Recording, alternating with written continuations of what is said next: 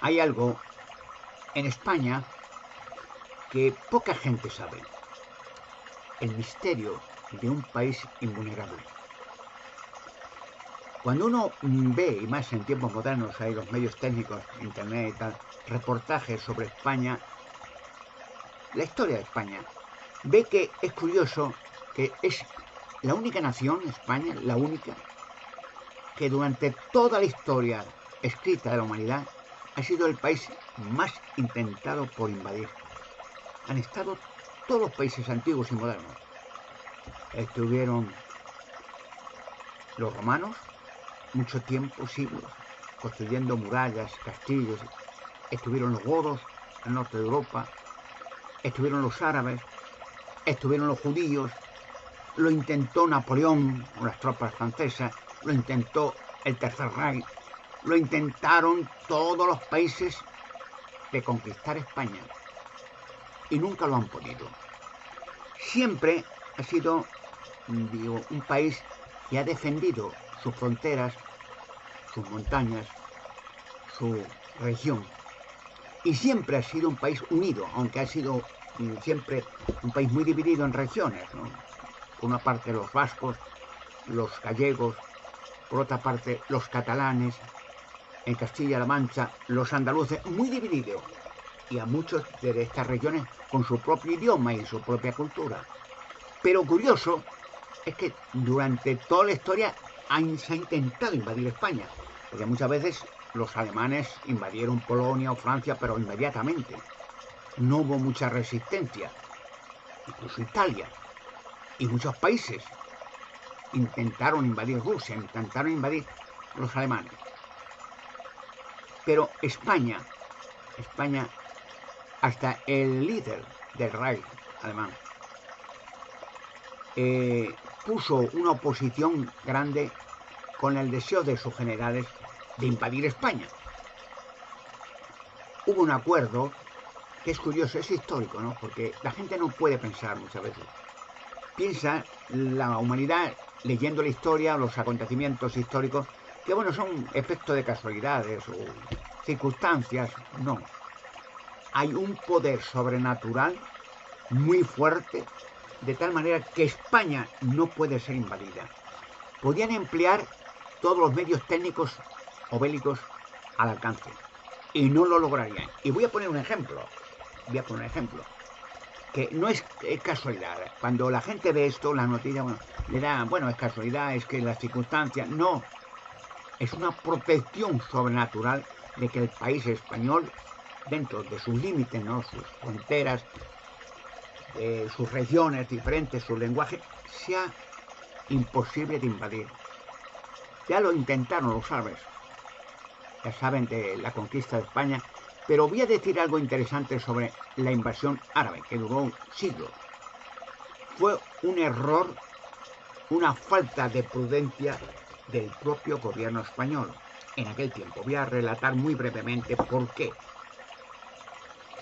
En España hay secretos que van a salir, pero que muchas élites lo saben. Y generalmente los que no salen en la prensa o los que financian a políticos para que sean presidentes, los que mueven los hilos del mundo, miran a España con temor. Es curioso, pero yo lo explicaré con pocas palabras. Con temor. ¿Por qué no se ha invadido nunca España? Cuando se ha invadido otros países, grandes potencias, Alemania y otros, no España no. Y voy a relatar algo interesante, anecdotario, sobre España y el miedo que le daba al líder del Tercer Reich, ¿no? Adolf, cuando hizo tratos con Franco, que era entonces el jefe de Estado después de la Guerra Civil Española. Se encontraron Franco y Hitler en Italia, una frontera entre España y Francia. Y bueno, el asunto era que ya en aquel tiempo, cuando ya el Tercer Reich había invadido Francia, pero con nada, con la gorra, y antes Polonia, y antes otros países, o sea que era pan comido. La invasión alemana se llama Blitz, rayo, era instantáneo. Y ya Antes de hacerlo, lo querían hacer con España, pero ahí se pararon. Ahí se pararon. No lo hicieron como habían hecho entrando los soldados marchando en desfile hacia Francia, a otros sitios, desfilaban. Y los gobiernos de esos países capitulaban.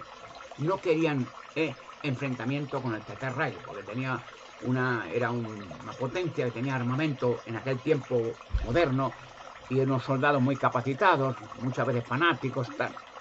Pero ya llegó a España y stop, no. Y entonces hicieron una reunión en Hendaya, en un tren, en la misma frontera. No era entre Francia y España, no, la frontera. No estaban en Francia, no estaban en España. En Hendaya es una frontera donde en un tren se reunió Hitler y Franco, y luego Franco su intérprete no, y Hitler también, un intérprete en español. Hitler no hablaba español y Franco no hablaba el alemán, pero bueno, hicieron un acuerdo, un encuentro. Pero fíjese ya el detalle, empezando por ahí, que ya Hitler no intentó entrar a España como había entrado en Francia y en otros países, pero desfilando. Entraba con los soldados de los trenes, y todo el mundo silencio. Y se capitulaban. Lo hizo en Italia también. Capitulaban todos. Ya con Mussolini tuvo un acuerdo, no, al lado de Hitler. Nadie se atrevía, no, con el Tercer Reich. Pero España fue diferente. Entonces fue la idea de decirle, voy a hacer un acuerdo en el tren de Hendaya para convencer a Franco de que no ponga oposición, porque Hitler había ayudado anteriormente a Franco con una división alemana, la división Cóndor, con aviones antiguos, ¿no? Junker, aquellos, bueno, muy antiguos, ¿no? Para ayudar a Franco en la guerra civil. Y con esos aviones bombardeó el norte de España, Guernica, País Vasco y todo aquello. Entonces Hitler pensaba, bueno, pues Franco ya con esto ya somos amigos, ¿no? Somos colaboradores. Y entonces hizo el encuentro en Hendaya, pero fíjese el detalle, empezando los detalles, que no hizo como en otros sitios, Hitler hubiera entrado con un tren lleno de soldados alemanes de la SS y en el momento de entrar en España o en Barcelona y entrar desfilando. No entraron. O sea, pidieron por favor, con mucho respeto a Franco, y una reunión para hablar del asunto allí en Hendaya, y se reunió Franco. El asunto. Entonces, el acuerdo era que Hitler le dijo, déjame entrar por España con mi ejército, no nos vamos a quedar en España. Ya empezaron con el truco, el peine, ¿no? No, bueno, con mucho tacto, no vamos a entrar, vamos solamente para llegar a África y ayudar a la África Corps, ayudar a Rommel y todo. Tenemos en Abisinia, en otros sitios, los alemanes, porque ya el interés de Adolf es conquistar España, África y medio mundo. Pero ya pidió permiso, ya con mucho respeto a Franco, y mire, pues vamos a hacer esto, ya te ayudé yo con la división Cóndor de alemanes para ayudarte en tu guerra civil, con la cual con nuestro apoyo ganaste la guerra civil. Y ahora, por favor, no pongas ninguna objeción, vamos a entrar con los trenes, con los militares, y solamente pasar por España. Luego vamos a ir hacia África, por el estrecho de Gibraltar y tal. Pero Franco dijo no. No. Bueno, pero ¿por qué no? No, mira, la objeción del jefe de Estado Franco aquel, dice, no, es que hemos terminado la guerra civil. Hemos terminado y España está destruida. Los bombardeos, los tiroteos, los cadáveres. Y bueno, hemos ganado la guerra. Pero le dijo Franco, ahora tenemos que ganar la paz. Tenemos que reconstruir otra vez España. Y lo que no podemos es meternos otra vez en otra guerra más amplia. No estamos en condiciones. Entonces, la única objeción que ya Hitler dijo, pues entramos de una manera porque hay que entrar, porque... Y entonces la idea era de Franco, que era muy astuto en esos negocios. Bueno, pero mira, hacemos una cosa. Mira, ya que me ayudaste tú con la división Cóndor, muchas gracias, fue un ayudo, gracias a eso ganamos la guerra civil, pero te vamos a ayudar nosotros, pero no entrando por España, porque ya sabes, tenemos que reconstruir España, está todas las vías de trenes y todo descuido, y claro, sería un problema entrar ahora aquí y alertar otra vez a que los guerrilleros de España se levante la voz y digan, mira, ahora meta a los alemanes también aquí. Entonces hacemos una cosa, le dijo Franco, yo voy a hacer un pedido, que cualquier voluntario español que quiera ayudarte, no hay objeción. Hacemos una división, se llamó la división azul, y todo voluntario que quiera, pues tú le das un uniforme, le das un armamento y le llevas a Rusia, que era el plan de Hitler, llegar a Rusia y conquistar Rusia, Moscú y todo aquello. Y Hitler, poco, no muy contento, de bueno, vale, menos que nada, sí, de acuerdo, la división Cóndor, bueno, eso lo hacemos, yo haré unos llamados por la radio, por el periódico, y ya en Madrid, que siguen los voluntarios de cualquier español, le damos el pase, le llevamos en los trenes, te lo entregamos a ti, y efectivamente, y fue así. Pero el asunto, unos cuantos generales, cuando ya Franco se despidió, que Hitler se quedó muy resentido, o sea que fue la única vez que Hitler, que era muy fanático, con los gritos y con la ordenanza, la soberbia, pero con Franco no fue así, tenía miedo. O sea, no quería alterar la cosa y fue muy amable, sí, bueno, sí, y accediendo. Y cuando ya se fue Franco, y ya se despidieron, bueno, quedamos en eso, ¿vale? Y ya Hitler con sus generales estaba cabreado y le dijo Hitler a sus generales, esto es terrible, hablar con este hombre, qué tortura, yo prefiero la próxima vez que me arranquen 5 dientes antes de hablar con este hombre otra vez, que lo quiere todo, es una tortura, yo esto no. Es la única vez que Hitler se cabreaba cuando había hablado con otros jefes de Estado y habían accedido a lo que decía Hitler, hasta con Inglaterra o con América. Pero yo con Franco dije, no, se alteró porque dije, es que quiere todo, exige todo, esto es una tortura, no, esto no puede ser. Y entonces los generales de Hitler le dijeron, mire, lo que sí podemos dar una cosa, lo que no entiendo, con todo respeto, pues hemos entrado en Polonia, desfilando, hemos entrado en Francia, en París, desfilando, hemos entrado en Italia, desfilando. Bueno, ¿y por qué en España, que además ha terminado una guerra civil y todo ruina y todo muerto, no vamos a entrar desfilando? Somos un ejército unido, muy potente, de armamento. Y entonces Franco, Hitler le dijo a los generales, no, esa idea no es buena. ¿Eh? ¿Cuál es el problema? Mire, hemos entrado en todos los países, Alemania, vamos a dominar el mundo, eso está claro, pero no España, no, mire, le dijo, España, dice, lo intentó Napoleón, lo intentaron los romanos, lo intentaron los godos, lo intentaron los árabes, dice, eso es un país que tiene ese espíritu de lucha y se forman en guerrillas enseguida y se oyugan hasta los campesinos, las mujeres, y dice, eso. Entramos allí y lo mismo que pasó con Napoleón, que había conquistado media Europa, y le sacaron a todos los soldados franceses a patadas en el culo, fuera de España, y ya no entraron más. Allí no entramos así, allí no. Entonces, ¿qué hacemos? Bueno, vamos a hacer la división Cóndor y de momento, menos que nada, sí, y ya tenemos aquí soldados españoles que son muy valientes porque dice, los españoles son muy activos, muy guerrilleros, el país latino, ese temperamento, y que ojalá tengamos muchos militares españoles en nuestro ejército. Si ya tienen la división Cóndor, pues menos, ya cuando acabe esto con Rusia, volvemos otra vez a hablar con Franco y si no quiere, pues ya haremos de otra manera. Resultado.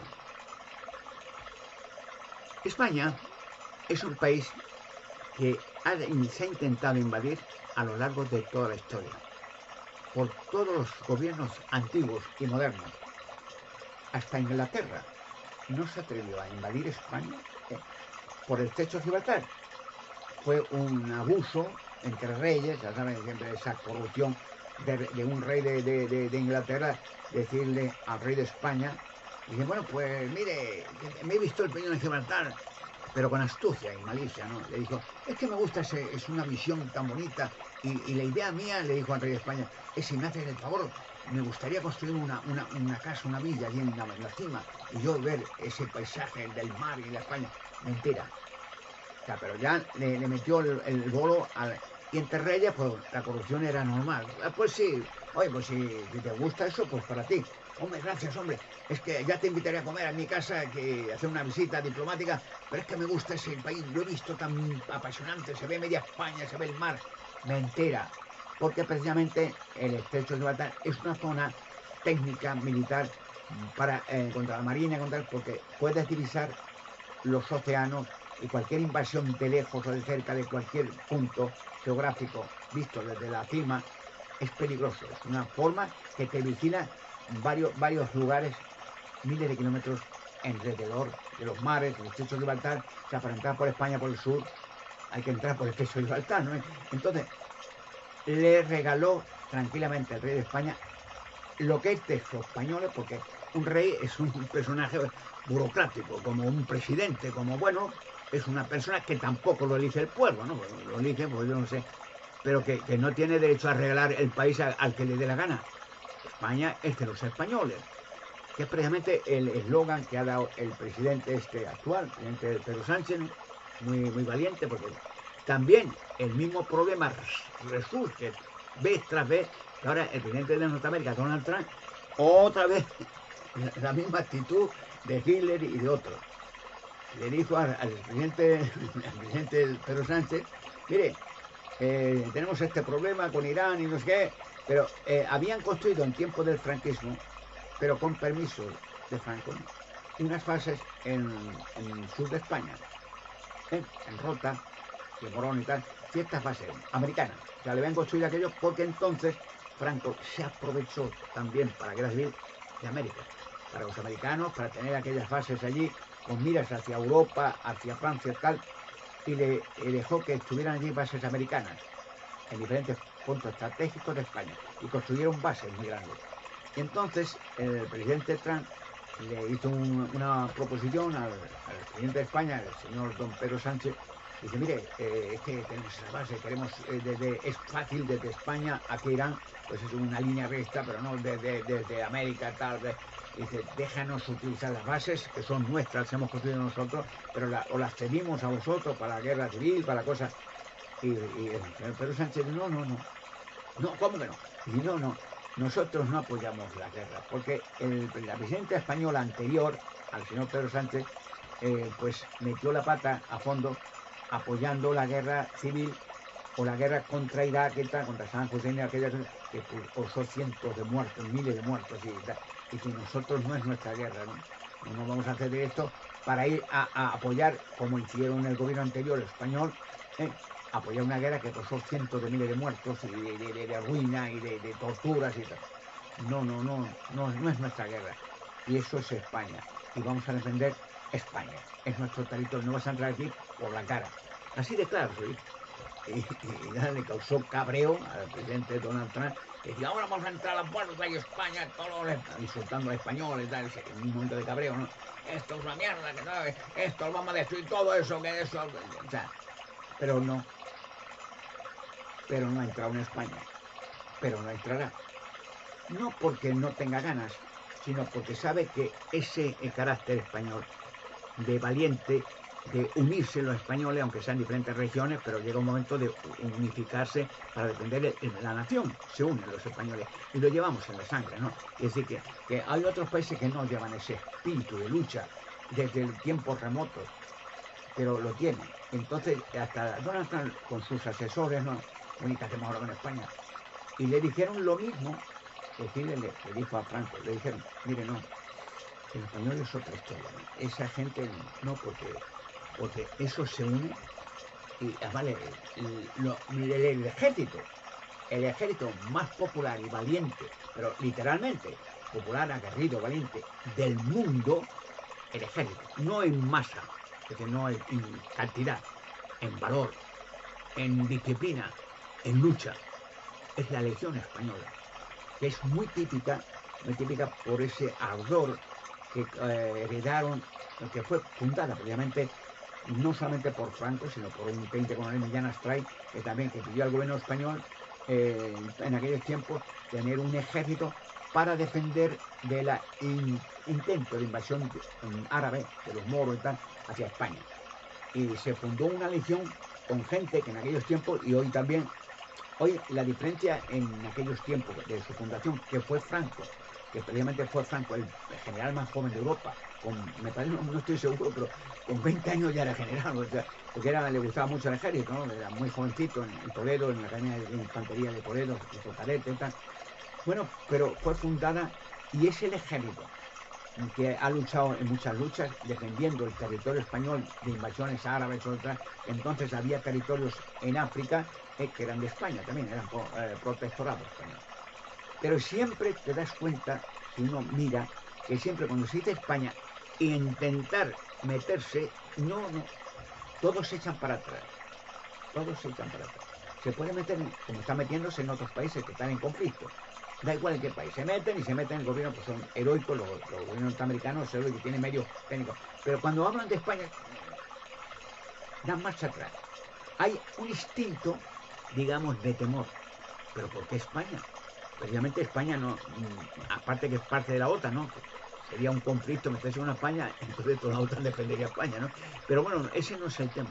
El tema es que España, desde tiempos muy primitivos, da temor invadir ese país.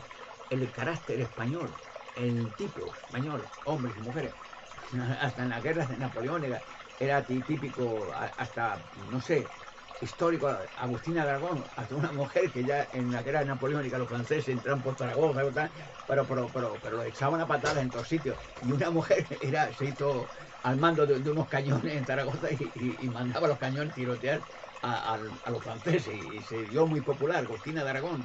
Hay un dicho español que dice, al pie del cañón, como Agustina de Aragón, que alertaba a esa mujer, animaba a todo el pueblo, venga, los franceses, fuera, malditos, y lo echaron a patadas de España. Y entonces, digamos, ese espíritu de lucha lo llevamos dentro, los españoles. Cada país tiene su espíritu. Es un espíritu que es generalizado, no se lo lleva la raza. No es que sea raza mejor o peor, eso es lo de menos. Lo lleva el espíritu de lucha. Hay países que tienen un espíritu digamos, disciplinado, tal. Son los países nórdicos de Europa muy disciplinados, son gente muy culta, tal. Otros países, ya al sur de España, por ejemplo, muy parecido a España e Italia. Italia es parecido al típico español, son latinos también, que tienen espíritu de aventura, de cachondeo, y España, pero hay algo secreto en España, por lo cual, ahora lo diré, no se ha podido invadir ni se invadirá nunca. Y no por nada que ha sido una resistencia constante y no se ha podido invadir España nunca. Ya digo, han estado, fíjate, Roma, entonces había invadido medio Europa, ¿no? Estaban en Francia, en Alemania, en todos sitios, en Italia, pero no España. Entraron en España, pero salieron mal parados porque entrar allí es pisar arenas movedizas. ¿Y por qué tanto? ¿Qué hay en España? ¿Qué hay en España? Que aparte de el territorio español, los montes aquellos, es difícil acceso, llegar de un sitio a otro, pues está cubierto siempre de montañas, no solamente los Pirineos, el centro de España, el sur de España, siempre, y luego toda España está rodeado de costa, de playa. Es decir, que es visible cualquier invasión desde cualquier punto estratégico de España. Es decir, que está rodeado, está como si fuera protegido, como digamos una frontera invisible, como hacen en América para impedir que la invasión ilegal entre en América, hacen unas barreras, ¿no? Pero España tiene la barrera natural de las playas, que tiene siempre sus búnkeres y vigilancia, por si vienen barcos extraños, dar la voz de alarma y se defiende aquello, porque invadir España por la costa, por las playas, es muy difícil, muy difícil. Recuerden aquel caso histórico que fue muy histórico y bueno, ¿no? Por América y Inglaterra para liberar a Alemania del Tercer Reich. Y hizo el desembarco en Normandía, en la playa francesa, una playa muy amplia, y allí murieron, desgraciadamente, heroicamente, muchos soldados americanos, y ingleses también, franceses también.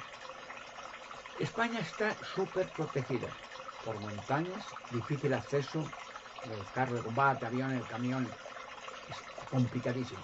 Las playas muy protegidas, como son esas barreras invisibles, las playas. Que entrar allí te vende cualquier punto.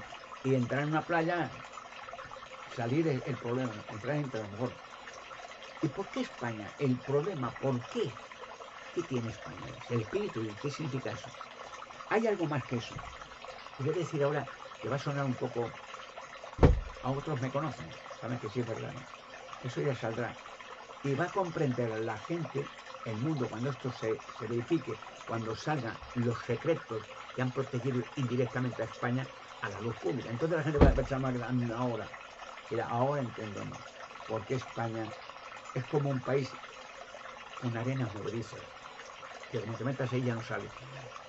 ¿Qué hay en España que ha protegido el país español de toda la historia del mundo de invasión extraña, salvo el propio español? Y voy a decir algo en principio. en principio, que es histórico también, pero poca gente lo sabe. Esto para que dar el principio de lo que voy a decir ahora, el por qué, el motivo central por qué España, cuidado, manos, no te metas ahí. Lo piensan todos. Mira, el señor Trump, el presidente Donald Trump, entra en cualquier sitio y con un ejército norteamericano potente, súper moderno, pero ya cuando habla de España, dice el presidente Pedro Sánchez, no, España no, España de los españoles, no, aquí no entra. Y tiene las bases que pueden construir por americanas, en Morón de la Frontera, y todo, en Rota. Pero Trump ya se lo pensó y lo habló con sus asesores. Bueno, ¿qué hacemos con esto? Y le dijeron los generales, no, España no, esa gente no. Entramos allí y perdemos todo, porque allí se unen todos y nos echan como a los franceses a patar el culo y perdemos el prestigio de América. No, déjalo. En resumidas cuentas, ¿qué hay en España? Voy a decir un principio que pocos saben. Pero mire la historia de España, mire los textos antiguos, en los museos lo hallarán mejor. ¿Saben que Toledo es el centro geográfico de España? Usted coja España, el país, y haga una cruz, como una diana, ¡pam! Centro, Toledo. Toledo es la región o la población o la capital más antigua de España. En la Edad Media era todo iglesia, convento, monasterio, la catedral más grande de España, de la Iglesia Católica, esa en Toledo. Y no por casualidad que Toledo es el centro de casi muchas sectas satánicas del mundo. Toledo. Eso poco los medios no lo dicen, pero Toledo. Y el Papa Negro y tanto esto en Toledo. Toledo, estuvieron, ya digo, los romanos y todos, cuando entraban en Toledo, perdieron no solamente la vida, sino todo su prestigio. Fueron unas derrotas. Entrar en España sabía que era una soga al cuello, ¿no? Ahí ya no salían bien parados. Pero ¿qué hay? ¿Qué hay de todo? Toledo, hay la leyenda de Toledo que dice que desde el Ararat, donde quedó y está, y se sacará el arca de Noé, el arca de Noé, que no era un barco, no sé por qué nadie se pinta que era un barco. Noé no tenía que conducir un barco a ningún puerto, de nada, era flotar. Era un arca con 3 pisos perpendiculares, unos bajos para los animales de toda especie, los más pesados, el centro los ligeros, y arriba las aves. Una caja, el arca. Y Noé, 8 personas sobrevivientes, y gracias a Noé estamos la humanidad viva. Bueno, pero España, Toledo, ¿qué pasa con Toledo? Hay la leyenda de Toledo, la más antigua, dice que Toledo fue fundada por alguien descendiente desde el Ararat de Noé, uno de los hijos, con su esposa, se le trajeron desde el Ararat a Toledo. Y fue la capital más antigua de España, el centro de Toledo. Que ya digo que Toledo han estado todas las culturas antiguas en Toledo. Romanos, judíos, árabes, normandos, lo que quieran. En Toledo.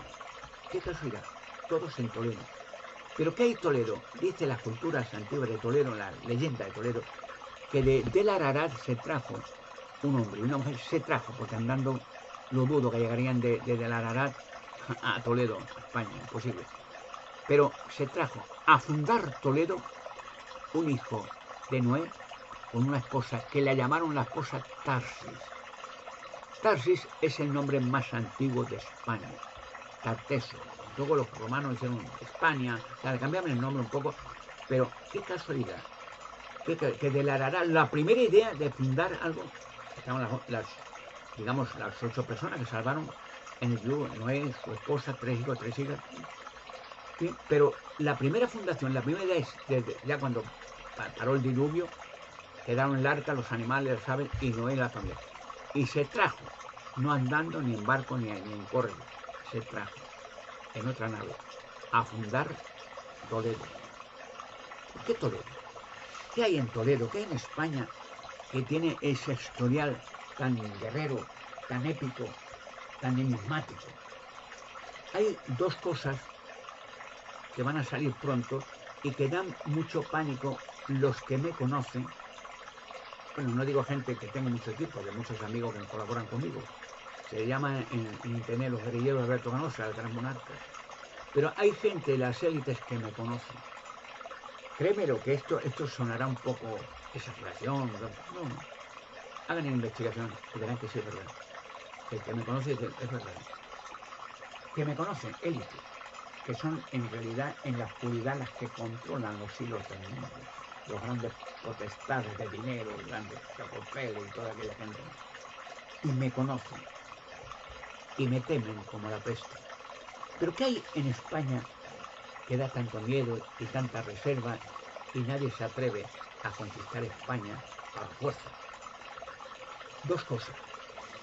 Una, la cueva de Hércules en Toledo, y que aunque originalmente se llamó la cueva de Salomón, que fue Salomón desde Israel, hijo del rey David, el rey más sabio de la tierra, que Dios le dio sabiduría suprema por haber hecho el templo de Salomón. Y el templo de Salomón en Israel, cuando la construyó en casi 7 años, tenía dentro para proteger el arca de la alianza, que había construido, digamos, Moisés en el monte Sinaí. Que en el monte Sinaí había 2 arcas. La que vio en la cima del monte Sinaí Moisés, y cuando Dios le habló a Moisés, dice, haz una arca semejante a la que has visto ahí. Y se fue traída a España. El arca. La tenían primero en el templo de Salomón, y cuando los romanos destruyeron el templo de Salomón, el arca se trajo a Toledo. Bueno, ¿qué hay en España? La cueva de Hércules, el arca de la alianza. Dos cosas. ¿Y cuál es el problema? La cueva de Hércules está la mesa llamada antiguamente Mesa de Salomón. Y ya se intentó en la Edad Media varias veces entrar, y todos los que lo intentaron entrar en la cueva de Hércules, cardenales de la iglesia, de intentar siempre mangarlo, todo lo que puedan, saquear a quien sea, y todos los que entraban en la cueva morían. Todos. A veces una impulsión. Me parece que se llamaba un cardenal, Juan Martínez Inicio, que dijo, bueno, hay que entrar allí por unos túneles. Toledo está invadido de túneles. Salen varios túneles de Toledo a 20 kilómetros fuera de Toledo, debajo de tierra. Y hay un laberíntico de túneles que han entrado gente y no han vuelto a salir. Aunque tengas un mapa, no puedes tener un mapa de túneles que va arriba, que baja, que da la vuelta. O sea, está laberíntico todo para que la persona indiscreta que quiera entrar por curiosidad o robar lo que pueda o averiguar, ya no salga. Y hay gente que ha entrado y ya no ha vuelto a salir. Un día aparecen los cadáveres por ahí. La cueva de Hércules o la cueva de Salomón, que era el nombre original. ¿Y para qué se trajo a Salomón, a Toledo? En la mesa, en la cueva de Salomón está la mesa de Salomón. ¿Y qué es la mesa de Salomón? Es conocida además. La mesa de Salomón, hay escritos antiguos de los árabes, de los judíos, que decían, hay escritos, textos antiguos, que los testifican, que Salomón, con la sabiduría que Dios le dio, ahora, aunque voy a relatar en breve unos segundos, la sabiduría que tuvo, de dónde vino. En principio, Salomón era hijo del rey David. El rey David quería construir el templo, porque el rey David era el que mató a Goliat, y por su valentía, por su fe, se hizo rey de Israel. Entonces, y dirigía varias batallas, y muy sabio y tal. Entonces, el rey David le dijo en oración a Dios, al Dios de Israel, Jehová Dios, mira, Jehová Dios, es que me da corte de que yo viva en un palacio. Era pastorcillo el hombre, pero mató a Goliat valientemente, que nadie se atrevía a matar a aquel gigante filisteo. Y él dijo, sí, este está insultando a Dios, Jehová Dios, nuestro Dios, insultando a los israelitas, porque decía el propósito de Goliat, nosotros los filisteos queremos que uno luche contra mí, uno de vosotros, de los israelitas, los judíos. Si me mata, nosotros los filisteos seremos vuestros esclavos para siempre, pero si yo le mato a él, vosotros no sois esclavos para siempre. Venga, mandad uno, el que queráis. Y nadie se atrevía, pues, un tiarrón de más de 2 metros, 2,50 m, pues, y lleno de coraza, y nadie se atrevía. Ni el rey Saúl, que era también muy alto, medía más de 2 metros, también muy alto, rey Saúl, pero nadie se atrevía. Y estaba insultando todas las mañanas. Se levantaba allí y todos los filisteos riéndose, y nadie se atrevía. Y entonces David era jovencito, 17 o 18 años, que era muy joven, entonces no era militar, no era... Entonces cuidaba de ovejas. Todos los judíos tenían ganado, tenían caballo, ovejas o algún animal. Era comercio entre animales, ¿no? entre ganado. Bueno, pues los hermanos, tenía varios hermanos, David, le contaron a David lo que estaba pasando. Mira, sale un filisteo todas las mañanas, un tío muy grande, una bestia. y, no, y está insultando a Jehová. Y dice, venga, ¿dónde está vuestro Jehová? Venga, mandar uno, venga, cobarde, tal. Y nadie se atrevía. Y David, que era muy sensato y muy espiritual, eso está diciendo ese, y nadie se atreve, que es un tío, David, ¿quién se va a meter con eso? Y unas corazas que tiene, y muy alto, y tiene guerreros que le llaman las corazas, o sea, una bestia, que eso no hay quien lo abata. Pues yo voy, pero David, tú vas a ir, él quería, yo voy a luchar. Pero David, si no quiere nadie, si eso no hay quien lo mate a eso, porque si es una bestia, ¿qué vas a hacer tú? Yo tengo, ese no insulta más a Dios, a Jehová Dios. ¿Cómo es posible que nadie se atreva? ¿Dónde está vuestra fe? Un hombre religioso, muy bueno, David. Yo voy, pero David te va a matar, que me mate. Pero yo, ese no insulta más a nuestro Dios. Un hombre de fe, con valor. Entonces dice el relato bíblico que se fue a Saúl, yo voy a luchar. Y Saúl todos se reían. Pero tú, David, tú vas a luchar. Pero no, pero si eres, tú estás, cuídate de ganar a tu padre, pero ¿dónde vas si eres un jovencito? ¿No te das cuenta lo que estás? Que te va a matar, nada más te acerques a él, te va a dar un mazazo y te va a dejar. Pues que me mate, pero si ya no insulta a Jehová, yo defenderé. Pero bueno, David, los hermanos, no luches, no seas loco, nada, se empeñó. Bueno, venga, ya el rey Saúl le dijo, ponle una armadura, venga, te va a matar, ¿eh? Pero si estás tan loco, que haz lo que quieras. Bueno, y le ponía una armadura para que le protegieran de los golpes con espada. No, yo no quiero armadura. Yo no puedo andar con esto, no. Pero ¿cómo vas a ir? Es que yo soy pastor y yo, esto pesa mucho. Yo estoy acostumbrado a ir con ovejas y tal, pero yo sin armadura. ¿Pero con qué arma vas a luchar con él? ¿Con las manos? No, con mi onda. Una onda. Como era pastor, entonces los pastores llevaban, y la llevamos en muchos sitios. Una onda es una cuerda de cuero y le ponen una piedrecita dentro, la cogen la piedrecita, dan la vuelta a la cuerda, un poco de violín, y sale una piedra dirigida, bien dirigida, y eso lo utilizan los pastores para las ovejas. Muchas de las ovejas llevan al rebaño y algunas ovejas pues ven un matorral con algo de hierba, y entonces se desvía del rebaño para ir a comer ahí. Y los pastores cogen, que tienen mucha habilidad en manejar la onda, tiene una piedra y la oveja le da, a lo mejor una piedra pequeñita, le da en el trasero y la oveja no entiende y se va al rebaño corriendo. Y David dijo, yo voy. Y se acercó a aquel Goliat, ¿no? Y se reía Goliat de todos los filisteos. Pero hombre, tú vienes a mí, no hay otro hombre que haya mandado, que me viene a mí, ¿cómo viene? Con una onda, yo soy un perro, me va a hacer. Venga, te voy a matar ahora, venga, ven acá, mira cómo acabamos esto ya. Y David dice, no, tú vienes a mí, le dijo a Goliat, con una espada y un escudo y una lámpara, pero yo vengo a ti con el nombre de Jehová. Hoy los perros te comerán y las aves, los ojos, te cortarán la cabeza. Venga, ven aquí, a ver, vamos a verlo. Y cogió el pobre David unas piedrecitas pequeñitas, cogió una, se acercó al tal Goliat en la frente, una piedra, ¡pum! Y claro, por muy grande que fuera, le mete una piedra de a esa velocidad, le hunde la cabeza. Y le cayó desplomado, y se acercó David con la espada y le cortó la cabeza. Y ganó una batalla y le hicieron rey. El asunto es cuando Salomón, su hijo, que quería hacer el templo, Salomón, pero Dios le dijo que no, que fuera David quien lo hiciera. Entonces David le dijo, Señor, yo soy un hombre de guerra, de batallas y eso, que lo haga mi hijo mejor, porque él es sabio. Bueno, venga, pero es que decía David, yo soy un simple hombre, y sí me han hecho rey por esto, pero ¿qué voy a hacer yo? Yo vivo en un palacio, en un castillo lleno de gloria, pero el arca de la alianza, donde estás tú, tu poder, donde hablas tú por medio del arca como un receptor transmisor, hablaba con los sacerdotes y hablaba con el pueblo, con el arca, un receptor para hablar. Entonces,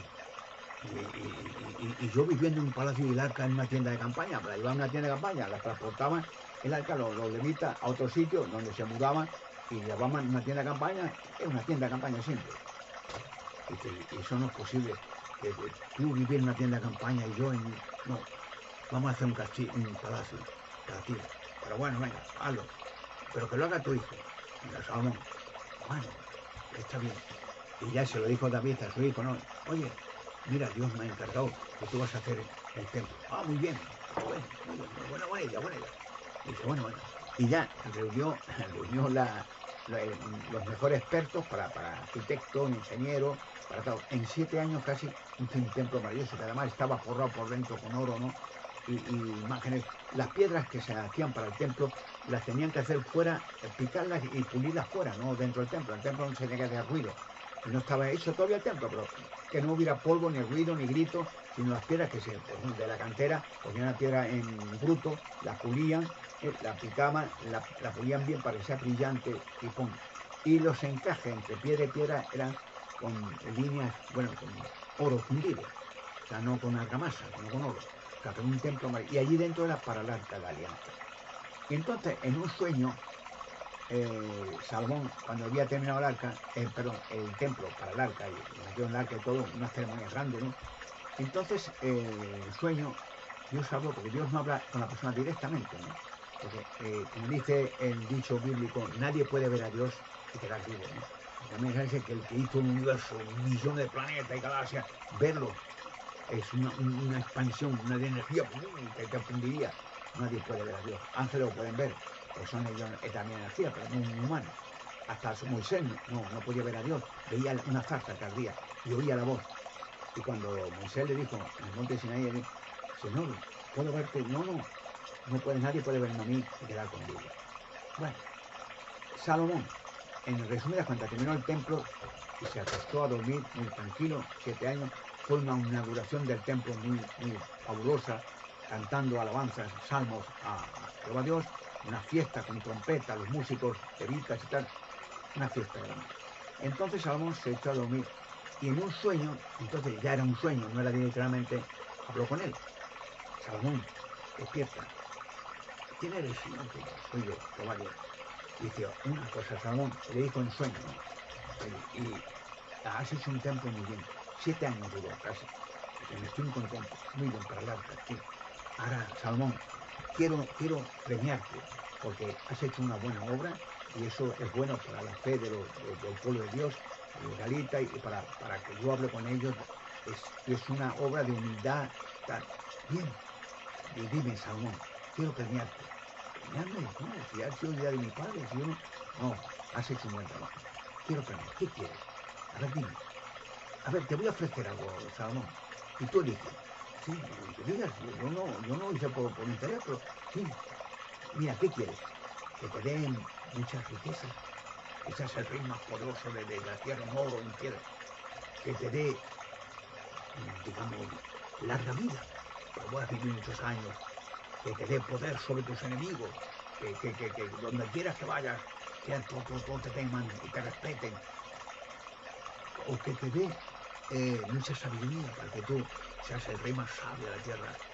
A ver, elige, Salomón, de lo que te ofrezco, ¿qué quieres que te dé? Te lo daré.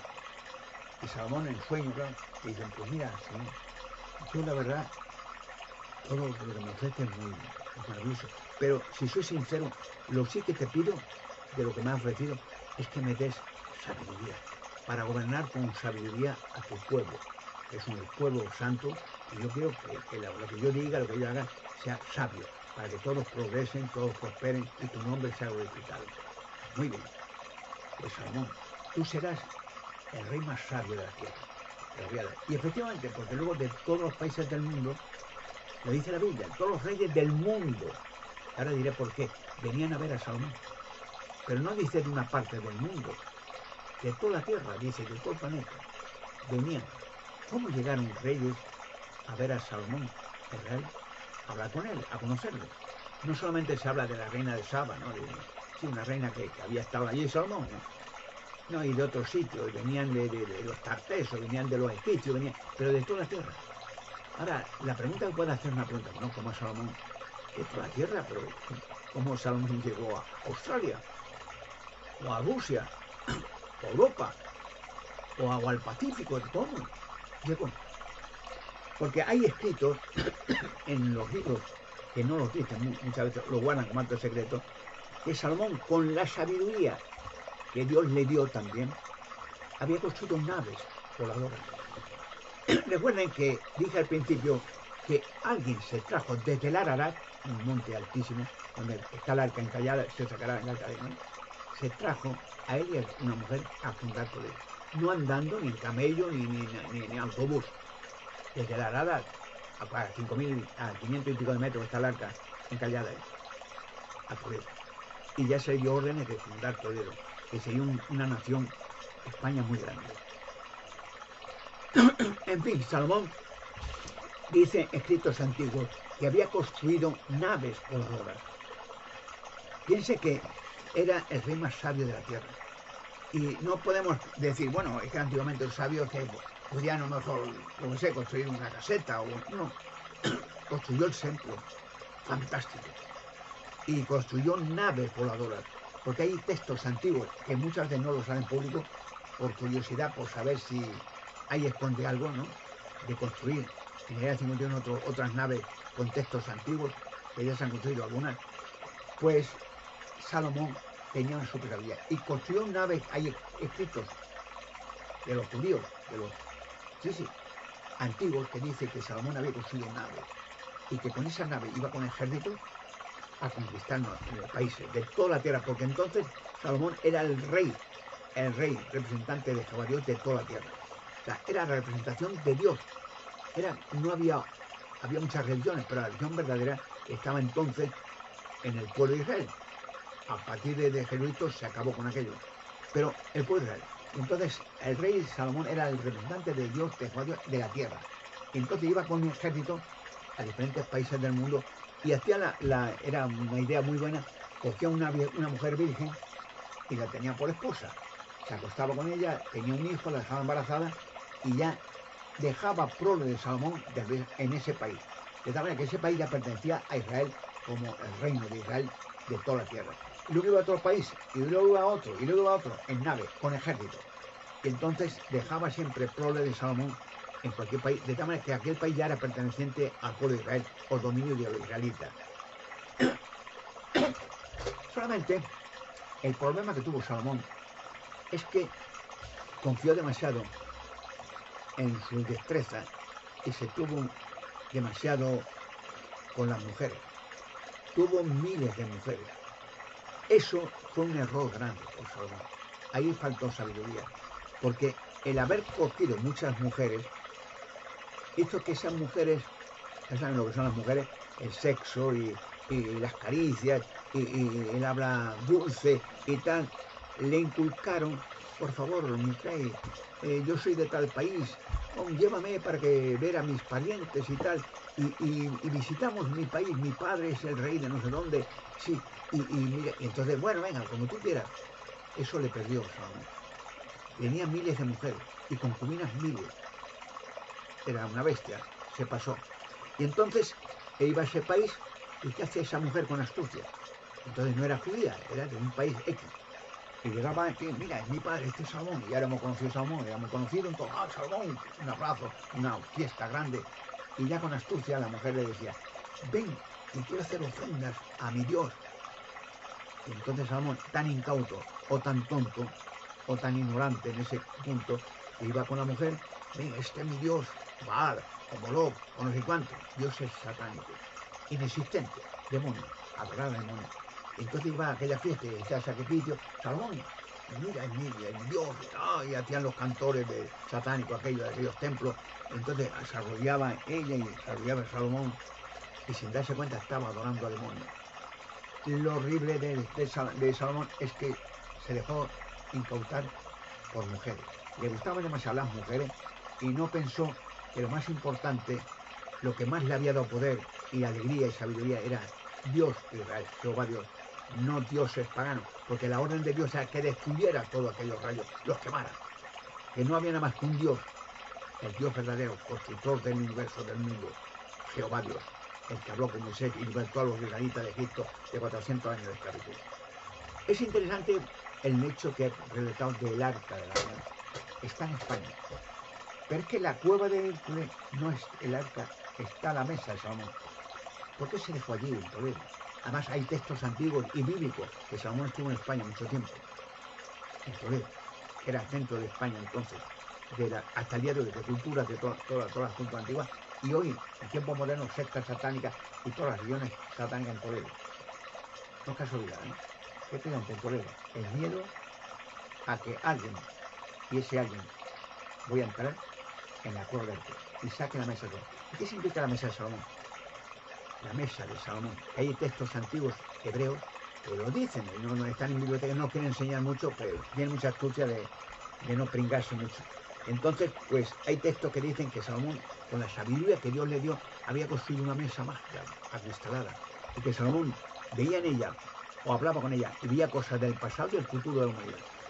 La mesa Salomón, cronovisor Salomón. Y el miedo que da a que esa mesa se saque. ¿Y qué va a pasar cuando se saque? Que muchas cabezas de muchos prominentes van a rodar. Y que muchas sectas satánicas, incluido Vaticano, van a rodar las cabezas. Porque la gente va a despertar, el despertar del tiempo del fin. Y la gente va a decir, Dios mío, qué engaño ha habido de toda esta gentuza.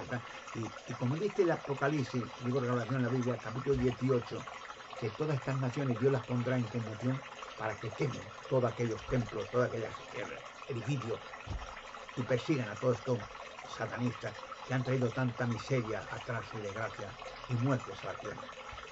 Luego ya empieza uno a pensar por qué España es difícil invadir, porque España está protegida.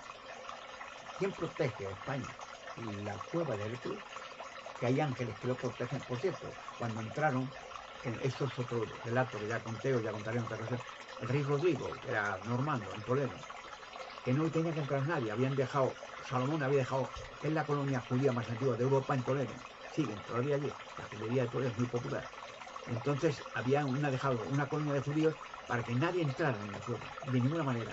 Que en el tiempo al fin entraría alguien escogido, entraría para abrir la cueva y que eso se haga público. Y se abre la mesa de Salomón, que dice un cronovisor. Un cronovisor es un instrumento técnico que entonces darás una petición y saldrán.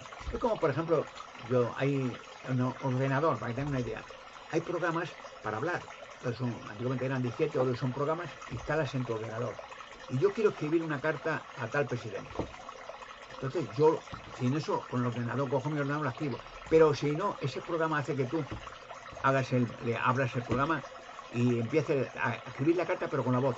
Buenos días, estimado señor presidente. Mire, estoy encantado de volver a contactar con usted. Quiero pedir este favor, si me hace tan amable, esto que le pedí, bla, bla, bla, bla, bla, bla, y te va escribiendo. Tú vas hablando, eso antiguamente era un disquete, ahora son unos programas, ¿no? Entonces yo cojo digamos, ¿cómo se llama? Lo digo en alemán, donde escribo las cartas, ¿no? Es que no sé cómo se dice en español, vivo en Alemania, ¿no? Es decir,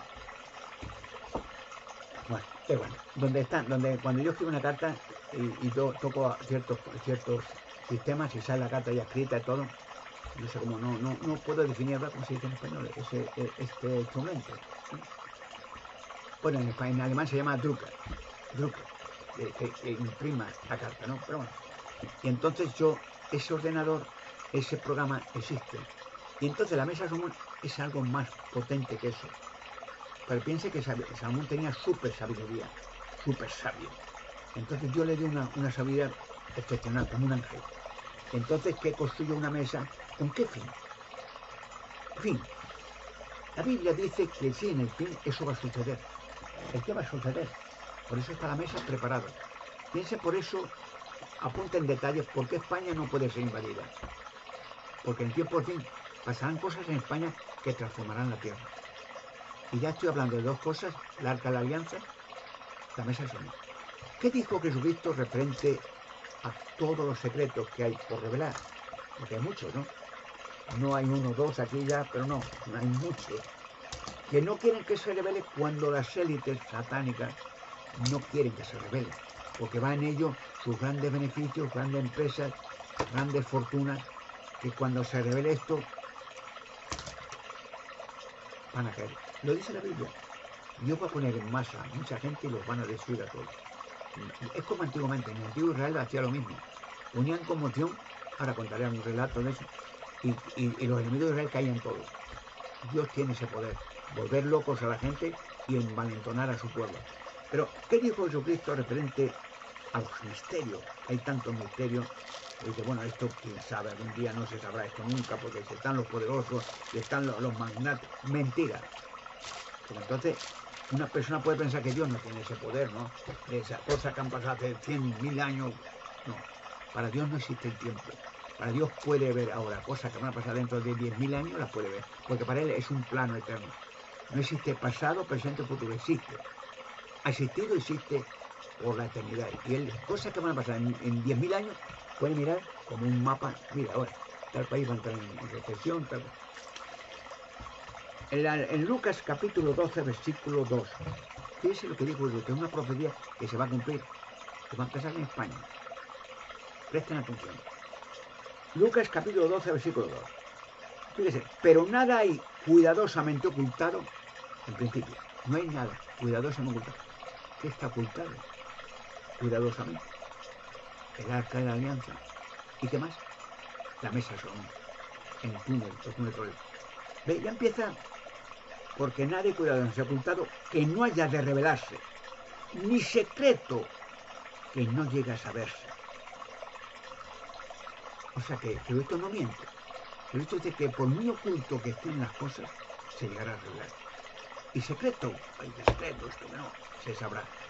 Claro, durante toda la historia no hay que olvidar que el mundo está gobernado y está gobernado desde la oscuridad por demonios. Dice la Biblia que Satanás es el gobernante de este mundo. Dice la Biblia que Satanás es el Dios de este sistema de cosas. Dice la Biblia en la primera carta, no en el Evangelio, la primera carta de Juan, capítulo 5, versículo 19, dice, sabemos, dice Juan, escribe, un apóstol de Cristo, sabemos, los cristianos, que nos originamos de Dios, que Dios nos ha hecho. Pero sigue diciendo, pero el mundo entero, el planeta Tierra, está controlado por el enemigo. O sea, ¿quién cree que forma estas sociedades que las hacen multimillonarias? Que lo que Fede, que los Rothschild, que controlan el mundo. Son, digamos, estos subalternos de demonios. Hacen sectas satánicas en lo privado y les dan poder, porque los demonios pueden dar poder, dinero. Hasta Satanás a Jesucristo le dijo que si él se ponía a su lado, que Dios se pone, el Hijo de Dios, ponerse al lado de demonios, que los echó del cielo a patadas. Si ponía al lado de Satanás, le daría a todos los reyes de la tierra. Porque a mí me pertenecen, dijo Satanás, y a quien yo quiera se los reyes. ¿Quién da a los reyes? ¿Quién pone a los reyes? Lo dice la Biblia. ¿Quién da poder a los grandes magnates? Satanás, el gobernante de este mundo. Por eso se van uniendo piezas, y empieza ya a haber una, anda España, la cueva, encaja todo. Pero ¿qué más hay? ¿Qué más hay? El arca de la alianza. ¿Qué pasa con el arca de la alianza? Antiguamente el arca de la alianza, los israelitas, lo sacaban los levitas, no podía tocarla a nadie, ni verla. El arca de la alianza tiene una lona azul, brillante, terciopelo, y los dos levitas delante y dos detrás llevaban con dos varales el arca. No tenían que verla ni tocarla, solo llevarla. Y cuando iban a las batallas contra los filisteos, los cananeos, los jebuseos, los egipcios, los asirios, siempre todos enemigos de Israel, toda la historia. Entonces iban a las batallas. Y los levitas sacaban el arca del templo y la llevaban. Y en el frente, todo el ejército tenía que verlo, como testigos oculares del poder de Dios. Y todos los israelitas, las familias, con los niños, las niñas y todo, se ponían en un frente. Claro, para el enemigo que los veía de lejos decía, pero qué idiota, mira, ya se ponen ahí, no va a quedar ninguno. Mira, no tiene ni arma ni nada, aquí con los niños, pues verás qué desguace vamos a hacer ahora, venga, y se alentaba al enemigo. Mira los idiotas ahí cantando, sí, verás ahora. Venga, prepararos, chicos, venga, sin piedad. O sea, hacía Dios que el arca saliera y que malentonaran al enemigo, que se ilusionaran. Pero el pueblo de Dios, los israelitas, tenían solo que cantar un salmo, cantaban canciones. Los levitas habían aprendido partituras para cantar salmos, cuando iban al templo para cantar a Dios, alabanzas, como hacen muchas veces en salones de cristianos genuinos, se cantan canciones, ¿no? Bien, pues cogían y los israelitas sacaban el arca y los levitas la sacaban. No la tenían que tocar ni ver, sacaban, la dejaban, se iban. Entonces, cuando el enemigo se envalentonaban, Dios dejaba que se envalentonaran, que se tranquilizaran, no que se excitaran, se tranquilan, y mira qué idiota, Ahora se cree que Dios lo va a librar. Venga, vamos, venga, prepararos, a desguazar cabeza, venga, sin piedad. Venga. Y todo envalentonado el enemigo. Pero Dios esperaba, hacía que se envalentonara muy bien. Y cantaban, seguían cantando, venga, más alto, venga, y cantaban. Y cuando el enemigo iba corriendo, del arca de la alianza salió un haz de luz de energía. Y no quedaba nadie vivo del enemigo, caían todos muertos. Que cierto texto en la Biblia dice que en otra batalla un ángel que Dios mandó mató a 185.000 asirios en una noche. Un ángel. Y fíjate, no quedó ni rastro, todos muertos. Hoy en día, vuelta al principio, sí, España, previamente, en la actualidad, quiere ser invadida, pero Donald Trump. Sí, también los marroquíes quieren invadir España, ¿verdad que sí? Y la OTAN quiere invadir, y mucha gente quiere invadir España, que es curioso, ¿no? Porque ya el presidente español, el señor don Pedro Sánchez, pues ha dicho que no, que eso es de España, que no van a entrar aquí en conflicto con otra guerra, como entraron el gobierno anterior de España, ¿no? Que se metió en Turquía y hay cientos de miles de muertos, que bueno, no van a hacerse ahora responsables de muertes de niños, como ha hecho Israel ahora, que se ha metido en Gaza y miles de niños muertos. Eso es un crimen a todos, bombardear escuelas y eso Dios no lo ve muy bien precisamente, porque una guerra ya es cruel, pero matar niños inocentes que están llenos de miedo en sus escuelas, sentaditos y tal, temblando, mirando, y que bombardeen esa escuela, bombardeen y mueran cientos de millones de guazados los niños, por los brazos, la cabeza, eso no es bíblico, ni es ético, ni es humano, es diabólico.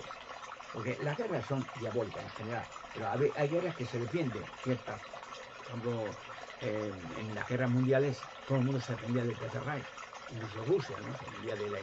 Pero era una cosa lógica, pero ilógico es desguazar, torturar y matar niños o niñas inocentes. Eso ya son crímenes atroces, diabólicos. Porque ¿qué culpa tiene un niño? Un niño no va a combatir. Esos niños están en la escuela para aprender una carrera, un oficio, lo que sea. Y los niños cuando oyen bombardeos tiemblan y lloran. Mamá, papá. Y los maestros tienen que calma. Están los niños temblando. Se oyen tiroteos, se oyen bombardeos. Y bombardear una escuela con niños es lo más diabólico del mundo. Eso no lo ve bien Dios. Salomón no lo hizo nunca. Bombardeaba, no había momentos, o atacaba a naciones que iban contra Israel, pero atacaba de soldado a soldado, ¿no? O si se rendían, pues los daba la capitulación y fuera. Todo esto que está pasando ahora va en relación con Toledo y España. No, aunque le parezca raro, porque todos los conflictos que hay en la actualidad, que son voraces, son bíblicos. Como dijo Jesucristo, que en el tiempo del fin, cuando Él viniera, habría angustia de naciones sin hallar la salida. El Evangelio de Mateo, capítulo 24, léanlo. Y el Evangelio de Lucas, capítulo 21, léanlo. Guerras, rumores de guerra, dijo. Había pestes, había enfermedades, habría inmoralidad, tal. Y dijo Cristo, dice, el día y la hora en que yo venga, nadie lo sabe, ni Él mismo lo sabe. Dios sabe cuándo. Y cuando Él viene con millones de ángeles, como en la antigüedad, y arrasará con los malvados. Aquí no se habla de naciones o de personas malvadas, porque en todos los países hay gente buena y gente mala. Da igual qué país, no hay ningún país que diga todos buenos, o no hay ningún país todos malos, no. Depende. Pero Dios es justo, y al justo no le hará nada.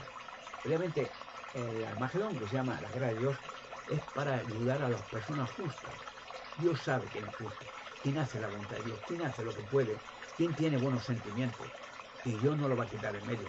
Pero los malvados, que se cachondean de todo y se burlan de todo, y que cogen cuando le hablas de la Biblia, de Dios, eso va, no hay nada, algo habrá. Ese ya tiene sus días contados, porque los ángeles vigilan. Y tal fulano, se cachondean, apúntalo, ton. Y cuando venga el Armagedón, millones de ángeles, esa persona que se cachondean ya sabe que tiene ya el ajuste de cuentas preparado. Eso parecerá en apariencia cruel, pero va a ser una limpieza de todo el mal de la tierra, porque hay incluido que harán demonios también. Ya hubo una guerra, dice la Biblia en el Apocalipsis, en el cielo. Jesucristo y sus ángeles combatieron y echaron a todos los ángeles, estos demonios, ángeles perversos, a la tierra. Y ahora de la tierra, eliminados para siempre. Solamente quedará Satanás 1000 años encerrado en la tierra, en un hoyo, magnético y luego destruido para siempre. Todo esto son paisajes que alientan mucho a la gente, la emoción de que ya todos los males que estamos viviendo están ya para desaparecer. Dios es amor. Y si ha permitido todo esto caos durante tantos siglos, es con una idea. ¿Y cuál es? La idea es que como vamos a vivir la eternidad aquí en la tierra, Dios hizo a los humanos aquí en la tierra para vivir en la tierra y tener en su región animales bípedes de la tierra, cuidadores de la creación de Dios. No vamos a ir a otro sitio ni a otra galaxia, no, aquí. Han enseñado enseñanza, no, que aquí es un paso para ir a otro sitio, no. Dios hizo a Adán y Eva y le dijo, crecer, multiplicaos y llenar la tierra y tener en su región animales bípedes para vivir aquí. Y aquí nos vamos a quedar. Pero aquí cuando se acaben las guerras, cuando empiezan a florecer las plantas, se acaben con los desiertos, Dios, las zonas polares se deshagan y empieza una tierra paradisíaca como Dios puede hacerlo, Dios la hizo, la tierra. Entonces la vida será amable, alegre, feliz, todo el mundo será feliz. No habrá ricos, pobres, habrá gente, todos seremos ricos. ¿Por qué? Porque ¿qué hace la riqueza? Pues tener una buena casa, tener unos caballos, tener unos perros, tener unos muebles muy bonitos, tener una chimenea, tener una bodega, hacer tu propio vino, hacer tu propia fruta, inventar, tener tu propio piano, tocar instrumentos musicales con la perfección mental que tendremos, haremos pinturas maravillosas, obras de arte, todos seremos sabios, todos seremos felices y todos seremos inmortales, porque estamos hechos para vivir no unos cuantos años, para vivir la eternidad. Si Adán y Eva no hubieran desobedecido a Dios cuando Dios dijo no comas de un árbol de este de Edén, si comes mueres. Simple. Pero Satanás, con astucia para gobernar el mundo y arrastrar a los seres humanos, le dijo a Eva y luego a Adán, ¿qué ha dicho Dios? Que no comas de ningún árbol. Por medio de una serpiente. Astutamente no tenían miedo los animales, Adán y Eva. Una serpiente, un gorila, da igual. Entonces una serpiente la empleó, porque Eva no, si hubiera visto un espectro, los ángeles demoníacos no tienen una forma de material de ver, son energías, tú no puedes ver una energía. Y a lo mejor hay una ángel a tu lado, pues tú no lo ves. Entonces una serpiente dijo a Eva, ¿qué ha dicho Dios? Que no comes de ningún árbol. Y Eva le dijo, no, que podemos comer de todos árboles. Eran vegetarianos, animales y humanos. Y lo sabemos siempre. De este árbol de Edén que ha dicho no comamos, si comemos morimos. Y Satanás con astucia, eso es mentira. Te ha engañado Dios. ¿Sabes una cosa? Sí, es que Dios sabe que si tú comes de este árbol, vas a ser como Dios. Y Dios no quiere que tú comas de este árbol. Entonces, fíjate qué casualidad, te han dicho solo de este árbol, porque no te ha dicho de otros árboles o de otros. No, porque este árbol es un árbol especial. Así que te ha engañado. O sea, llamó mentiroso a Dios. Satanás, el gobernante de este mundo, que fue echado de los cielos por la rebelión que hizo y arrastró a millones de ángeles con él, por temor. Y comió Adán, comieron Eva, y Dios los echó de Edén. Y le dijo a Adán, de ahora en adelante comerás pan con el sudor de tu frente y volverás al polvo del suelo, porque del polvo te hice y al polvo volverás. ¿Dónde hizo Dios a Adán? En la tierra. Dios lo hizo, el mejor ingeniero del mundo, y a Eva de una costilla de Adán. Bien, hay una mujer y ahora hizo un mandato, tener hijos, multiplicados y llenar la tierra. Y tener su vida en animales sacrificiales. Una maravilla. La mujer no tenía dolor de parto tampoco. Podría tener millones de hijos, da igual. Y será una vida maravillosa. Las mujeres siempre jóvenes, los hombres también. Hablaremos incluso con animales, cuidaremos de todos los animales, no habrá miedo de leones, ni pantera, ni gorila, ni nada. Y estarán hablando como si fuera, como un perrito, como un león. Ay, cariño, ¿qué tal? ¿Has comido bien? Tal, ven. Y será una vida como tiene que ser, donde no habrá muertes, no habrá enfermedades, no habrá demonios, no habrá guerra, no habrá atrocidades, habrá paz, alegría, felicidad, que durará por toda la eternidad. Dice la Biblia, por último de este texto, que siempre lo leo porque... Vamos a ver.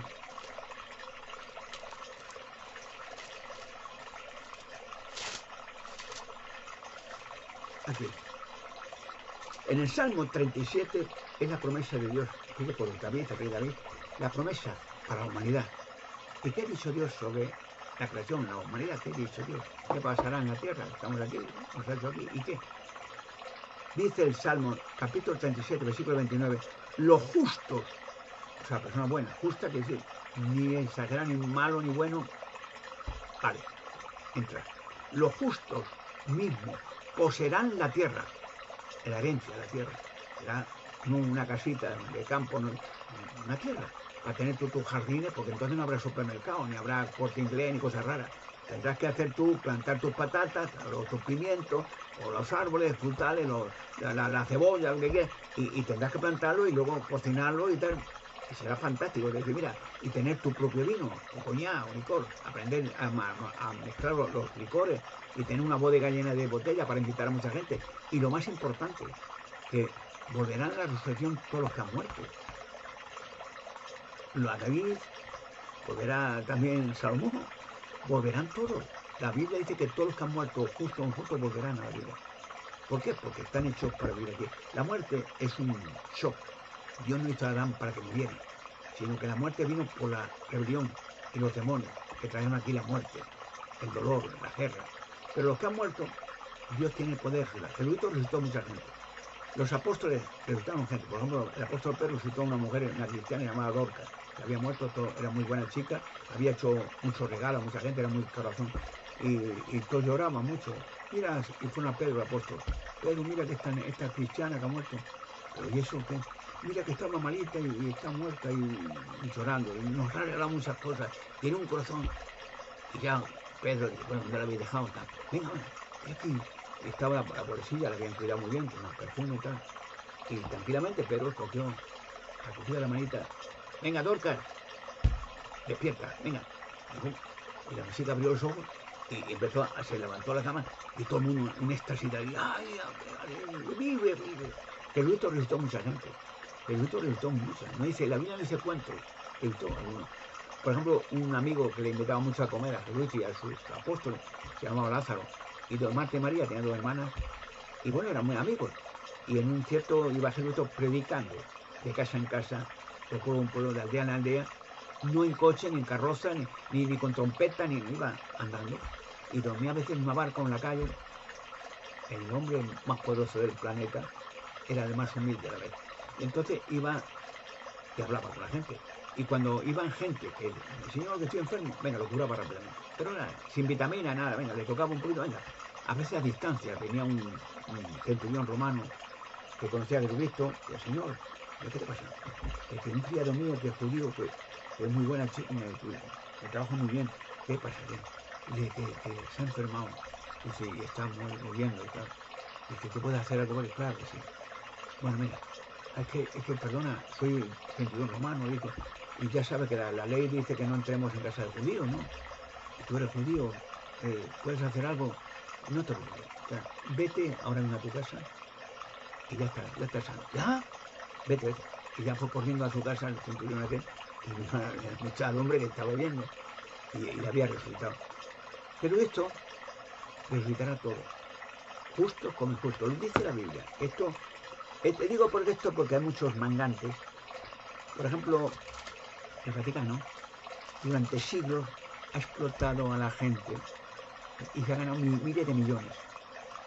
Ha quemado gente viva, varios millones de humanos, en varios siglos. En Europa, en España, en Sudamérica, en África. Quemaba la Inquisición a cualquiera y les robaba todos sus bienes. Y cuando quemaban a alguien, le quitaban la casa y todo eso para el Vaticano, o lo que tuviera algo de valor. Hicieron fortuna quemando y torturando gente, la tortura de la Inquisición.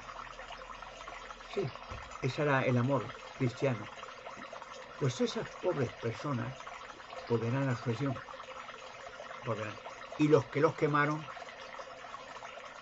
terminarán muy mal en el Armagedón. Porque el Armagedón viene para ajusticiar a todos los malvados de la tierra. Dios los conoce.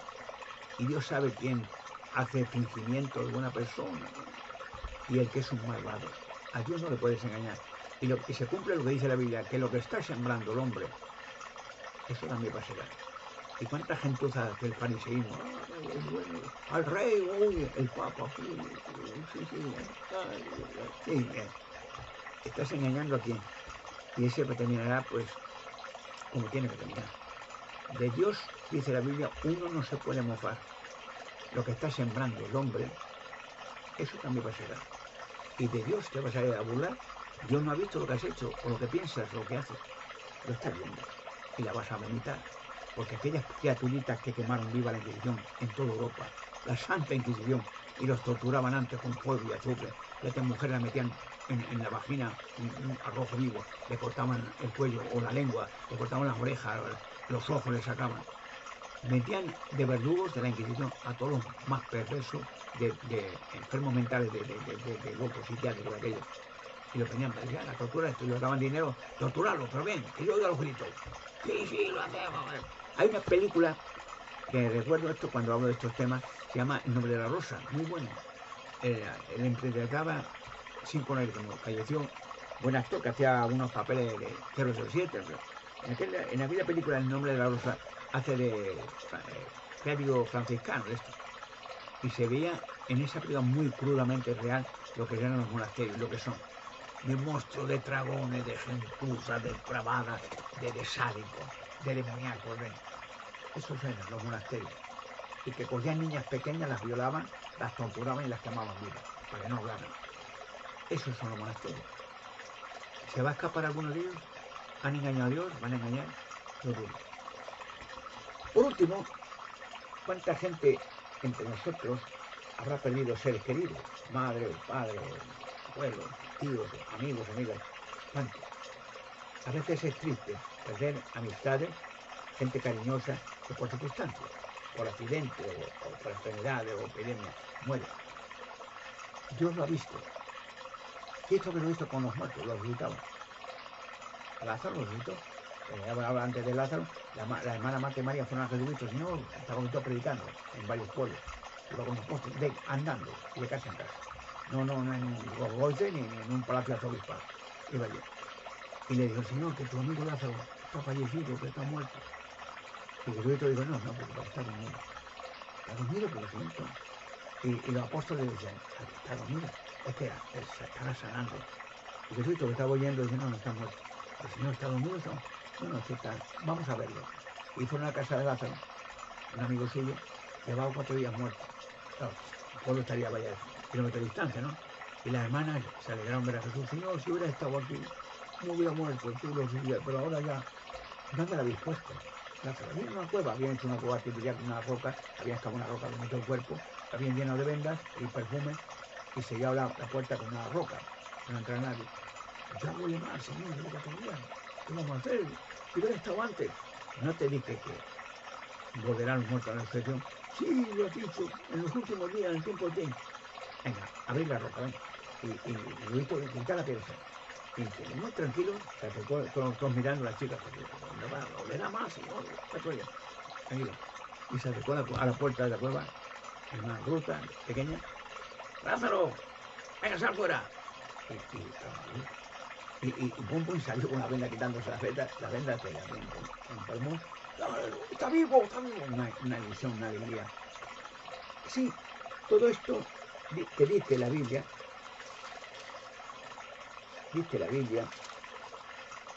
solamente los que resucitó Jesucristo son los que ya están.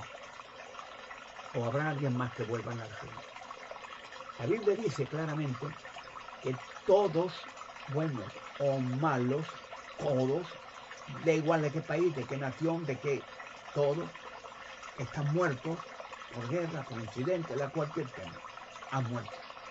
Llevan años enterrados. Volverán, Dios los resucitará, todos volverán a vivir. Pero ya jóvenes salen fuertes.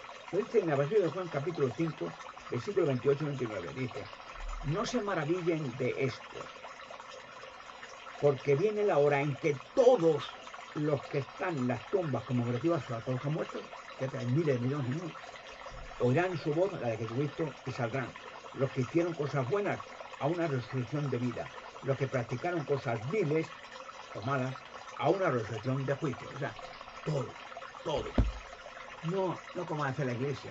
Te dicen que cuando mueres tienes que pasar por el infierno y que te van a quemar, pero que es la ley. Eso es lo que enseña. O sea, Jesucristo enseñó eso, que uno se muere tiene que quemarse y los demás tienen que torturarlo. Eso es lo que hizo la Inquisición con gente viva. Eso no dice la Biblia, en ninguna parte. Que la muerte pues es una herencia de Adán y Eva. pero que los profetas, Jesucristo y los apóstoles resucitaron muertos y volvieron a vivir, y felices, y jóvenes, y fuertes.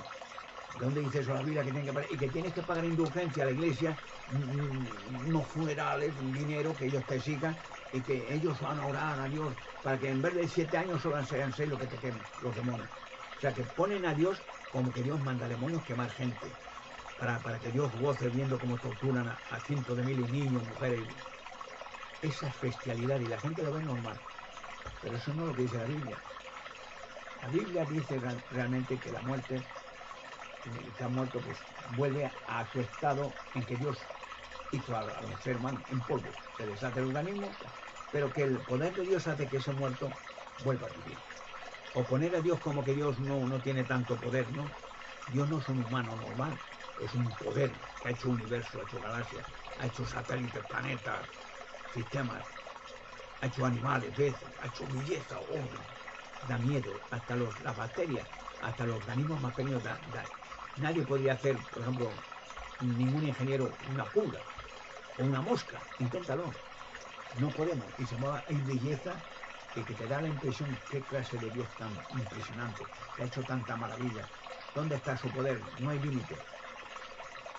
Vivimos en los últimos días y España, que era el tema central de este relato, va a ser el país más visitado y más observado en los medios televisivos y periodísticos del mundo. Hoy en día los españoles tienen un récord de turismo impresionante por causa del clima, las playas, el ambiente, la buena comida, el carácter español. Y hay turismo de millones que vienen a la Costa Brava, a la Costa del Sol, a la Mallorca, a las Islas Palma de Gran Canaria, en fin, el país más turístico del mundo, porque el clima lo pide. Los hoteleros son muy amables, la comida es variada, la alegría, el sol español. Pero cuando salen estas cosas a la luz pública, medio mundo se desplazará a España. Medio mundo. Porque será una explosión de emoción, de grenda, porque el sistema o digamos, el tema de todos estos relatos y todos estos documentos es que la vida eterna vuelve a la humanidad. En el reino de Dios que hemos pedido en el Padre Nuestro, cuando decimos, venga tu reino, a Dios, y que se haga tu voluntad en la tierra como Dios, y viene. Y con el reino no habrá muerte, no habrá guerra, no habrá enfermedades, no habrá locura, no habrá fronteras, no habrá asesinato, no habrá droga. Habrá gente feliz, niños, niñas, mujeres, hombres.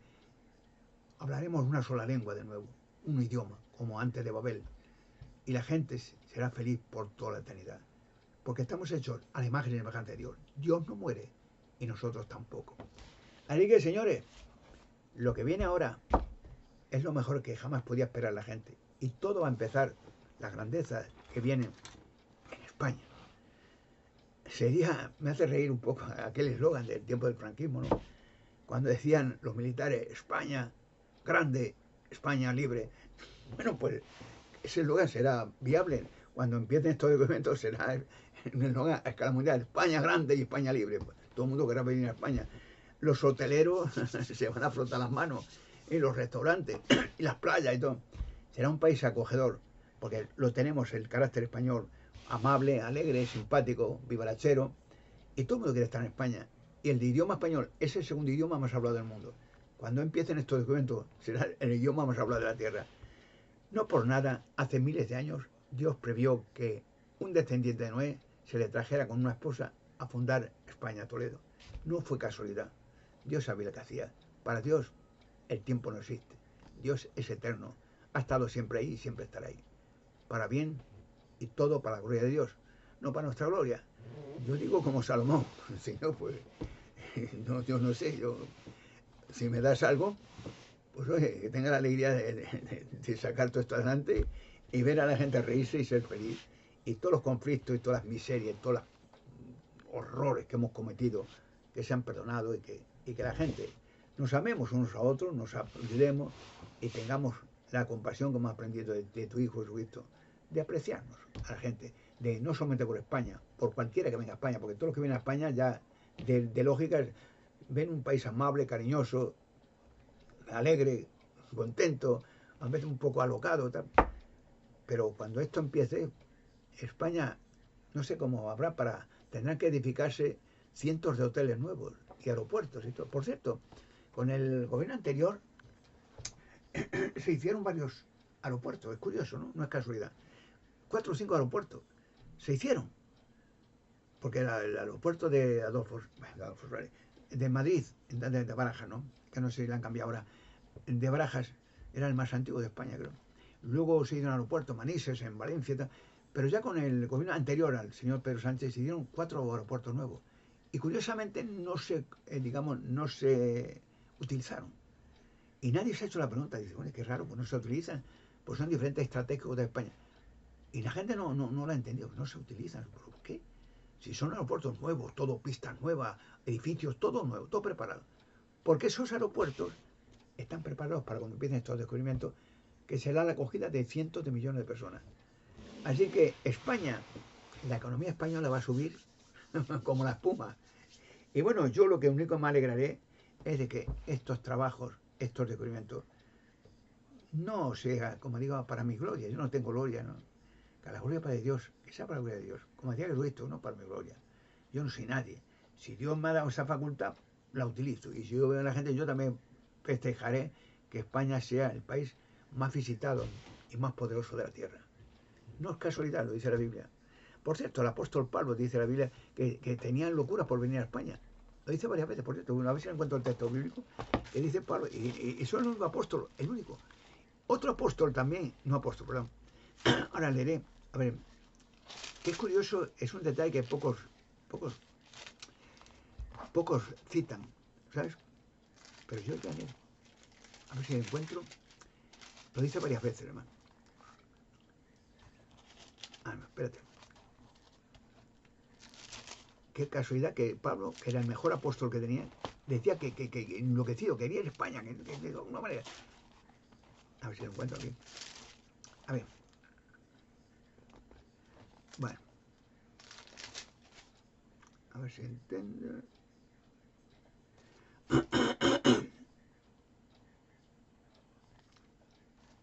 Es que son muy parecidos. Por eso no quiero confundirme.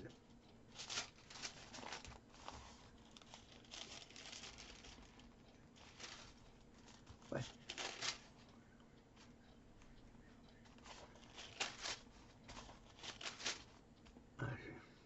Aquí está. Bueno, mira. Escribió a los romanos. Pablo tenía doble nacionalidad. Era judío, había nacido en Tarso, que era una colonia romana, y había conseguido 2 nacionalidades. Era judío y era romano también. No es que había nacido, pero que era. Yo también tengo 2 o 3 nacionalidades diferentes. Soy español, soy alemán y soy otra cosa. Y entonces, pues podían tenerlo. Entonces había que pagar, ¿no? Y Pablo tenía la nacionalidad también española. Y Pablo escribió una carta a los romanos, que él también era nacionalidad romana, había nacido, era judío, pero había conseguido nacionalidad, podía entrar en Roma, no, cualquiera no podía entrar en Roma, Dios no, eran como de criados todos, como en España hay gente que viene a trabajar, eso, de extranjeros, pero Pablo podía entrar porque tenía la divisa, era romano también. Y Pablo tenía una ilusión, lo repite varias veces, y aquí, por ejemplo, en la carta a los romanos, capítulo 15, versículo 28, pero fíjate, y lo dice varias veces, lo leo una vez para no alargar el tema. Por lo tanto, Romanos capítulo 15, 28, por lo tanto, cuando haya terminado esto y haya llevado este fruto a ellos en seguridad, partiré para España y pasaré por donde están ustedes. O sea, tenía ilusión llegar a España. Y Pablo vino con un propósito a España. No quiero alargar el tema, que es apasionante de todas maneras, pero España vino por un propósito relacionado con el Arca de la Alianza de Cuauhtémoc. Aunque no quiero dar pistas, las daré en su momento cuando lleve ingenieros, gente de eso, y que saquen el arca. No la sacará cualquiera, no la puede tocar cualquiera, ¿no? Se moriría. Y cualquiera que la vea, se moriría. Por eso ya tengo pensado gente que la puede llevar y no le va a pasar nada. Entonces el Arca de la Alianza será el espectáculo emocional más grande del planeta. No solamente para el judío, para todo el mundo. Ver el Arca de la Alianza. Y la cueva de Hércules da miedo, esto lo digo porque sería un tema muy apasionante, a muchas élites, porque está la mesa de Salomón, cronovisor. Ahora imaginaros, y esto por eso es largo, los temas son apasionantes, ¿ves? Que yo cuando entre y vaya a la mesa, que está protegida por dos robots gigantescos, construidos por Salomón, para que nadie toque la mesa sino la persona indicada, entonces vaya con la mesa y formule una pregunta, por ejemplo. A ver, por favor, soy Alberto Canosa. A ver, imágenes, por favor, de los que, digamos, los que hablaban y prepararon el asesinato de Lady Di. A ver, por favor, imágenes. Y salgan imágenes tridimensionales de la corona de Inglaterra. Esta mujer hay que acabar, Lady Di nos va a arruinar a todos, hay que acabar con ella, como si esta es una golfa, está con otro tío, esto no puede ser, porque tú te casaste con este trasto, hay que acabar, yo acabo con ella. Imágenes, y se graban, de toda aquella casa, en esa cena, que lo repitieron varias veces. Además, Lady Di lo sabía, que le iban a liquidar. Y por cierto, el cadáver de Lee no se dejó hacer autopsia, y el cadáver de Lady está en un lugar que no puede ver nadie. Se hará la autopsia. La sacaremos. Han dejado como una pequeña isleta y no la puede tocar ni ver nadie, ni un periodista, nadie. El sarcófago, vamos, la tumba. ¿Ven cómo hay cosas preparadas para que mucha gente la pringue bien? Y hay otras cosas más atrás, que te lo he dicho muchas veces, que por eso sería apasionante de todo esto cuando salga. Por eso podía estar horas hablando. Necesitaré medios. Cuando saca, digamos, la mesa de Salomón. A ver, por favor, soy Alberto Canosa de nuevo. A ver, imágenes, aquí, imágenes, por favor. Que salgan quién fue realmente el Destripador, Jack el Destripador. Aquel personaje monstruoso que en el barrio londinense Whitechapel asesinó, no en el barrio, en su casa, y luego tirada en los barrios los cadáveres, a 5 prostitutas en el 1888. Imágenes, por favor. Y esa imagen salgan, los personajes, y se graben, a prensa y todo. ¿Qué pasará entonces? Cuando vean quién era el monstruo aquel, Jack el Destripador, que no las destripaba en un barrio de londinense, un barrio de prostitutas, sino en su apartamento de lujo. Mandaba al cochero suyo y cogía el cadáver a la tirada del barrio. Y ya cuando las destripaba sádicamente, demoníaco, le cogían el cadáver del cochero, la tiraban en la oscuridad de un barrio, no había luces ni había nada, y la policía londinense la encontraba, un cadáver. Y lo que se extrañaban de los cadáveres de Jack el Destripador es que los cadáveres no había sangre en el suelo, pero si estaban destripadas, habían sacado la tripa, el corazón, el cuello, no había sangre, porque no las destripaban allí el sádico aquel, sino en su apartamento. Se sabrá quién es, se sabrá. El miedo que da es ese.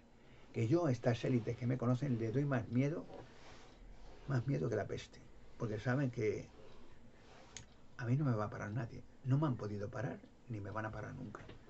Dios me protege. Y el día que empiece, pues ya como igual que ahora tengo que terminar, pues, como dicen las películas antiguas, por falta de tiempo, pues el día que empiece no me para nadie. Y van a rodar cabeza, pues la tira. Prepararos, que lo mejor de toda la historia del mundo está por empezar, después de Jesucristo.